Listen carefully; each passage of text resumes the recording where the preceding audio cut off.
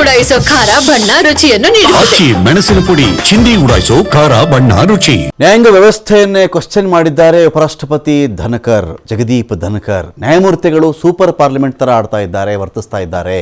ರಾಷ್ಟ್ರಪತಿಗಳಿಗೆ deadline ಕೊಡೋಕ್ಕೆ supreme ಕೋರ್ಟ್ಗೆ ಅಧಿಕಾರ ಇದೆಯಾ?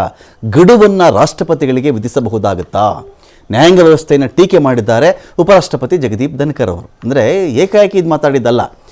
ಮೊನ್ನೆ ತಮಿಳುನಾಡಿನ ರಾಜ್ಯಪಾಲರು ತಿಂಗಳುಗಳ ಗಟ್ಟಲೆ ಕೆಲವು ಮಸೂದೆಗಳನ್ನು ಹೋಲ್ಡ್ ಮಾಡಿ ಇಟ್ಕೊಂಡಿದ್ರು, ಕಾಯ್ದೆ ಮಾಡೋಕ್ಕೆ ಬಿಡ್ತಾ ಇರಲಿಲ್ಲ. ನಮಗೆ ಆಳ್ವಿಕೆ ಮಾಡೋದು ಹೇಗೆ, ಜನಗಳಿಗೆ ಒಳ್ಳೇದು ಮಾಡೋದು ಹೇಗೆ, ಎಲ್ಲ ಬಿಲ್ಗಳನ್ನ ಈ ಥರ ಇವರು ತಡೆ ಹಿಡಿದು ಬಿಟ್ಟರೆ ಅದನ್ನು ಪಾಸ್ ಮಾಡದೆ ಫೇಲ್ ಮಾಡದೆ ಹಾಗೆ ಇವರು ಬಳಿ ಇಟ್ಕೊಂಡು ಕೂತ್ಕೊಂಡ್ರೆ ನಮ್ಮ ಗತಿ ಏನು ಅಂದಾಗ ಸುಪ್ರೀಂ ಕೋರ್ಟ್ ಒಂದು ಮಾತನ್ನು ಹೇಳ್ತು, ಈ ಥರ ಯಾರೂ ಮಾಡಲಿಕ್ಕೆ ಬರಲ್ಲ. ಯಾರಾದರೂ ಒಂದು ಮಸೂದೆಯನ್ನು ಸುಮಾರು 3 ತಿಂಗಳ ಅವಧಿಗೆ ಆ ಥರ ತಮ್ಮ ಬಳಿ ಇಟ್ಕೊಂಡ್ರೆ ರಾಜ್ಯಪಾಲರು ಅದು ಪಾಸಾಗಿದೆ ಅಂತಲೇ ಅರ್ಥ ಆಗಿಬಿಡುತ್ತೆ, ಜಾರಿ ಮಾಡಬಹುದು ಅಂತ ಸುಪ್ರೀಂ ಕೋರ್ಟ್ ಹೇಳಿಬಿಡ್ತು. ಇದೇ ವಿಚಾರಕ್ಕೆ ಉಪರಾಷ್ಟ್ರಪತಿ ಜಗದೀಪ್ ಧನ್ಕರ್ ಅವರು ಸಿಟ್ಟಾಗಿದ್ದಾರೆ. ಇದೀಗ ಕೋರ್ಟ್ಗೆ ಯಾವುದೇ ಹೊಣೆಗಾರಿಕೆ ಇದೆ, ಈ ನೆಲದ ಕಾನೂನು ಅವರಿಗೆ ಅನ್ವಯನೇ ಆಗಲ್ಲ. ನೀವು ರಾಷ್ಟ್ರಪತಿಗಳಿಗೆ ನಿರ್ದೇಶಿಸುವ ಪರಿಸ್ಥಿತಿಯನ್ನು ನೋಡೋದಕ್ಕೆ ಸಾಧ್ಯನೇ ಇಲ್ಲ. ರಾಷ್ಟ್ರಪತಿಗಳಿಗೆ ಗಡುವು ಕೊಡ್ತಾ ಇದ್ದೀರಾ ನೀವು, ಅವರಿಗೆ ಡೈರೆಕ್ಷನ್ಸ್ ಕೊಡ್ತಾ ಇದ್ದೀರಾ ನೀವು, ಇದು ಹೇಗೆ ಅಂತ ನ್ಯಾಯಾಂಗವನ್ನು ಕಟುವಾಗಿ ಟೀಕೆ ಮಾಡಿದ್ದಾರೆ ಉಪರಾಷ್ಟ್ರಪತಿ ಜಗದೀಪ್ ಧನ್ಕರ್ ಅವರು. ಮಸೂದೆಗಳ ಕುರಿತು ನಿರ್ಧಾರ ಮಾಡೋದಕ್ಕೆ ರಾಷ್ಟ್ರಪತಿಗಳಿಗೆ ಸಮಯ ನಿಗದಿಪಡಿಸಿದ್ದು ಸುಪ್ರೀಂ ಕೋರ್ಟ್.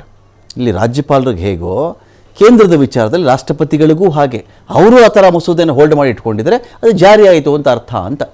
ರಾಷ್ಟ್ರಪತಿಗಳಿಗೆ ಸಮಯ ನಿಗದಿಯಾಗಿತ್ತು.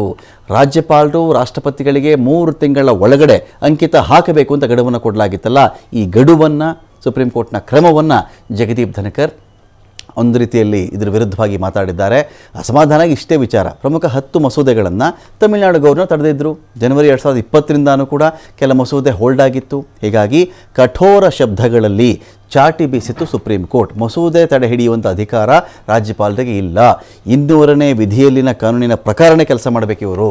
ರಾಜ್ಯಪಾಲರು 3 ತಿಂಗಳ ಒಳಗೆ ನಿರ್ಧಾರ ತೆಗೆದುಕೊಳ್ಬೇಕಾಗತ್ತೆ. ಸಂವಿಧಾನ ಬಾಹಿರವಾಗಿ ಬಹಳಷ್ಟು ಸಮಯಗಳ ಕಾಲ ತಡೆ ಹಿಡಿಯುವಂತಿಲ್ಲ. ಹಾಗೆ ಮಾಡಿದ್ರೆ ಅದು ರಿಸೀವ್ ಆಯಿತು, ಅಂಗೀಕರಿಸಲಾಗಿದೆ ಅಂತಲೇ ಅರ್ಥ ಅಂತ ಸುಪ್ರೀಂ ಕೋರ್ಟ್ ಹೇಳಿತ್ತು. Judges in the Supreme Court was 8.